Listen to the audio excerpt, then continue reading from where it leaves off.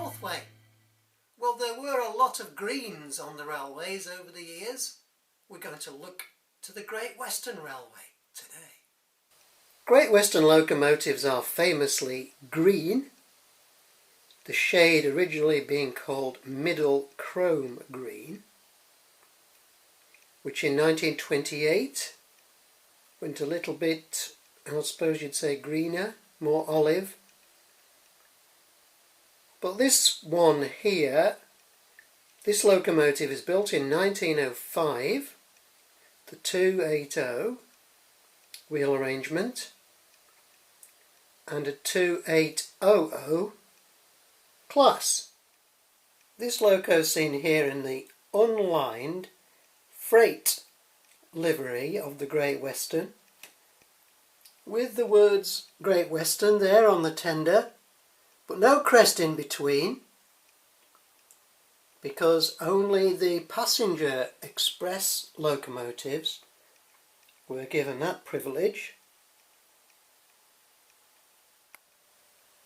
Small Prairie built in 1928 and carrying a 1928 type livery. This livery could be anywhere between 1906 and 1934, I'm led to believe. Ketley Hall is in the same livery, 1906 to 1934, with the words Great Western on the tender there and a crest in between, which, as I said, was for the passenger locomotive. This one is nicely lined, which the tank engines aren't. As we can see over here, the Large Prairie, same livery. Now in 1934, Great Western went Art Deco mad, and we have this. It's called the shirt button. Will it focus?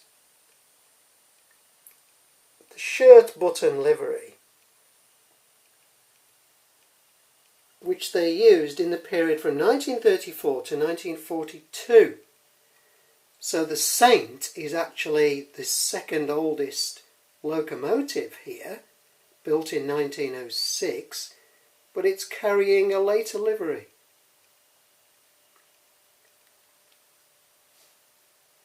The pannier tank, they're carrying a post-1942 livery,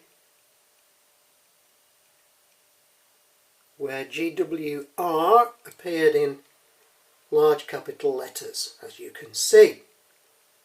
The passenger locos had G and W with a crest in the middle. Of course, 1948, it all changed because British Railways came along.